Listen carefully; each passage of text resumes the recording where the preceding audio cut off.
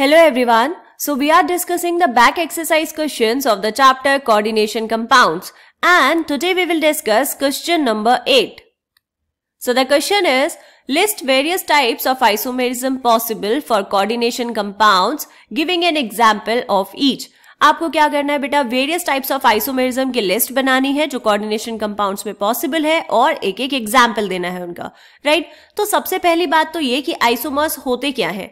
Isomers are two or more compounds that have the same chemical formula but a different arrangement of atoms, जिनमें chemical formula तो same होगा लेकिन arrangement जो है atoms का वो डिफरेंट होगा, और इस डिफरेंट अरेंजमेंट की वजह से ही जो आपके पास आइसोमर्स हैं वो डिफर करते हैं इन फिजिकल और केमिकल प्रॉपर्टीज। तो हम जनरली बेटा दो तरह के आइसोमर्स पढ़ते हैं, किसमें, कोऑर्डिनेशन कंपाउंड्स में। तो देखो उसके लिए हमने यहाँ पर ये टेबल बनाई है सुंदर सी। सबसे पहले क्या है ऊपर, आइसोमेरिज्म। दो तरह के आइसोमेरिज्म बेटा, stereo isomerism and structural isomerism. अब स्टीरियो आइसोमेरिज्म और स्ट्रक्चरल आइसोमेरिज्म में होता क्या है, देखो जो स्टीरियो आइसोमर्स हैं उनका केमिकल फॉर्मूला तो सेम होगा और केमिकल बॉन्ड्स भी सेम होंगे, मतलब सिर्फ और सिर्फ लिगेंड्स का जो अरेंजमेंट होगा स्पेस में वो डिफर करेगा, बाकी सारी चीजें सेम रहने वाली है। लेकिन स्ट्रक्चरल आइसोमेरिज्म में क्या होता है बेटा, स्ट्रक्चरल आइसोमर्स में डिफरेंट बॉन्ड्स होते हैं, राइट। तो हमें स्टीरियो आइसोमर्स पढ़ने हैं और स्ट्रक्चरल आइसोमेरिज्म पढ़ना है। हमने ये सारा कुछ ऑलरेडी पढ़ लिया है एनसीईआरटी में, यहाँ पे आपको सिर्फ लिस्ट बतानी है, तो थोड़ा थोड़ा मैं साथ में एक्सप्लेन भी कर दे रही हूँ, ठीक है, ताकि ये वाला टॉपिक आपका कंप्लीट हो जाए। तो स्टीरियो आइसोमर्स और स्ट्रक्चरल आइसोमेरिज्म समझ आया, दो तरह के आइसोमर्स। अब स्टीरियो आइसोमेरिज्म में होते हैं बेटा geometrical isomerism and optical isomerism. अब ज्योमेट्रिकल आइसोमेरिज्म क्या होता है, ज्योमेट्रिकल आइसोमेरिज्म आता है because of the different possible geometric arrangements of the ligands. आप लिगेंड्स को किस तरह से अरेंज कर रहे हैं around the central metal ion, वहां से आपके पास दो तरह के ज्योमेट्रिकल आइसोमर्स आते हैं बेटा, सिस एंड ट्रांस। एग्जाम्पल के लिए हमने यहां पर लिया है PtNH3 whole twice Cl2। This is the example of the complex with coordination number 4। देखो इसमें यह आपके पास प्लैटिनम, ये आपके पास मेटल आयन है। अगर हम लिगेंड्स की बात करें बेटा तो यहाँ पर NH3 सेम साइड है और Cl सेम साइड है, तो ये है सिस फॉर्म। दूसरे वाले कंपाउंड में ये NH3 और NH3 कहाँ है, एक दूसरे के ऑपोजिट है। Cl भी एक दूसरे के ऑपोजिट है, तो ये है ट्रांस फॉर्म। तो these are the geometrical isomers cis and trans of platinum NH3 whole twice Cl2। पहला एग्जाम्पल समझ आया। दूसरा एग्जाम्पल हमने यहाँ पर लिया है बेटा cobalt NH3 whole 4 Cl2 positive. This is the example of the complex with coordination number 6। Coordination number 6 में जो ज्योमेट्री है वो होगी टेट्राहेड्रल। तो यहाँ पर कोबाल्ट ये लिया आपने मेटल, और ये जो Cl और Cl है ये एकदम पास पास है एक दूसरे के, तो ये है सिस फॉर्म, और यहाँ पे Cl और Cl ऑपोजिट है, मतलब ये है ट्रांस फॉर्म। तो these two are the geometrical isomers cis and trans of cobalt NH3 whole 4 Cl2 positive. ये क्या थे बेटा, दोनों ज्योमेट्रिकल आइसोमर्स। क्लियर। अब दूसरा क्या होता है स्टीरियो आइसोमेरिज्म में, the next one is optical isomerism. इसमें हमने जो कॉम्प्लेक्स लिया है, जो एग्जाम्पल दिया है वो है cobalt En whole thrice 3 positive. अब ये जो En है बेटा ये क्या है, En is a bidentate ligand. Bidentate ligand कैसा होता है, दिस इज CH2, यहाँ पर होगा NH2 और ये दूसरे कार्बन के पास भी होगा NH2। दोनों नाइट्रोजन के पास प्रेजेंट है लोन पेयर ऑफ इलेक्ट्रॉन्स, जो ये मेटल को क्या कर सकते हैं, डोनेट कर सकते हैं और बनाएंगे कोऑर्डिनेट बॉन्ड्स। इस पूरे कॉम्प्लेक्स को ऐसे ना लिख के हम क्या करते हैं बेटा, ये ऐसे रिंग बना देते हैं और साथ में यहाँ पर लिख देते हैं En, राइट। तो आपने क्या किया, आपने बनाया complex cobalt En whole thrice 3 positive. तो ये एक रिंग यहाँ बनी, एक रिंग यहाँ बनी और एक रिंग यहाँ बनी। ऐसा क्यों हुआ, क्योंकि ये जो En है ये एक बायडेंटेट लिगेंड है, ऊपर चार्ज है 3 पॉजिटिव।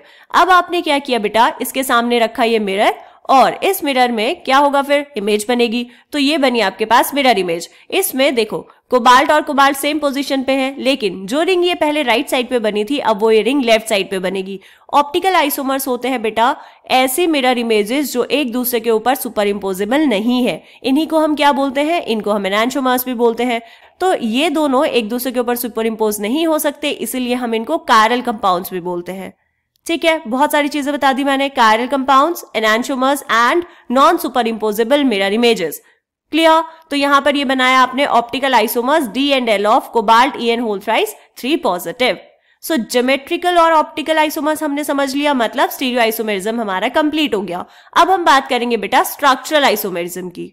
स्ट्रक्चरल आइसोमेरिज्म में आपके पास 4 तरह के आइसोमेरिज्म पॉसिबल है बेटा। First one is linkage isomerism. अब लिंकेज आइसोमेरिज्म क्या होता है? ये आता है because of the ambidentate ligands. Ambidentate ligands का मतलब क्या हुआ?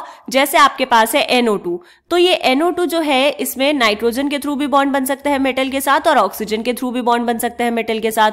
तो ये दोनों क्या होंगे? एक दूसरे के लिंकेज आइसोमर्स। एग्जाम्पल देखो, कोबाल्ट NH3 NO2Cl2 एंड इसका लिंकेज आइसोमर क्या होगा बेटा? Cobalt NH3 ONOCl2। ये NO2 और ONO हमने ऐसे क्यों लिखा? Because NO2 minus is the ambidentate ligand. Clear? The next one is coordination isomerism. Coordination isomerism में क्या होगा बेटा?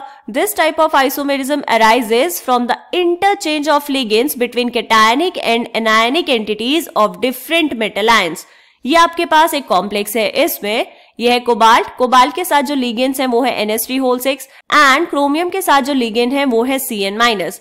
यहाँ पे जो पहले वाला कोऑर्डिनेशन स्फेयर है वो कैटायनिक पार्ट है और अगले वाला एनायनिक पार्ट। अब यहाँ पे क्या होगा बेटा? लिगेंड्स का इंटरचेंज हो जाएगा between the cationic and anionic entities. मतलब अब NH3 आ जाएंगे क्रोमियम के साथ और CN- आ जाएंगे कोबाल्ट के साथ।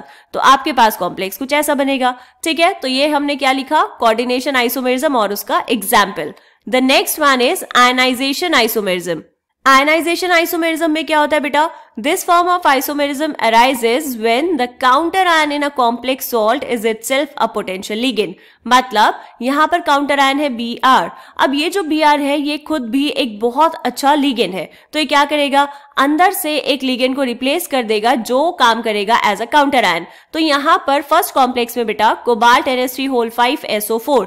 SO4 काम कर रहा है as a ligand, sulphate ion यहाँ पर लिगेंड की तरह काम कर रहे हैं और जो Br है आपके पास वो है काउंटर आयन। Br- होगा, वो चार्ज सब जगह बैलेंस होता है। तो इसका आयनाइजेशन आइसोमर कैसे लिखेंगे बेटा?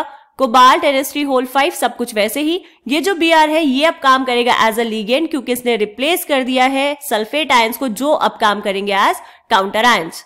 Clear? And the last one is solvate isomerism. इसी को हम बोलते हैं बेटा हाइड्रेट आइसोमेरिज्म। इसी को आप हाइड्रेट आइसोमेरिज्म भी बोल सकते हैं। ऐसा क्यों? क्योंकि जनरली हम सॉल्वेंट क्या यूज कर रहे हैं? यहाँ पर वाटर यूज कर रहे हैं। एंड ये वाला आइसोमेरिज्म ऑलमोस्ट सिमिलर है बेटा आयनाइजेशन आइसोमेरिज्म के।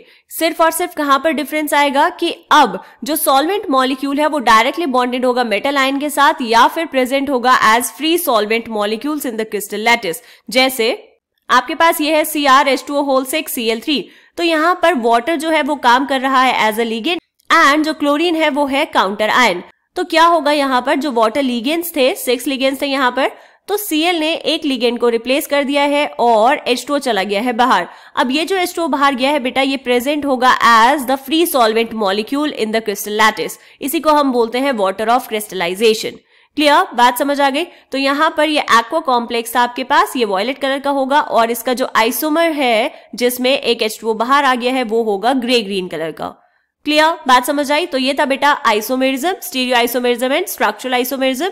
ये सारा का सारा कॉन्सेप्ट आपको बिल्कुल क्लियर होना चाहिए क्योंकि इस पे हर बार बोर्ड्स में क्वेश्चन पूछा जाता है। ठीक है बेटा, तो इसको अच्छे से प्रैक्टिस कर लेंगे। मिलते हैं नेक्स्ट क्वेश्चन में, तब तक के लिए बाय बाय।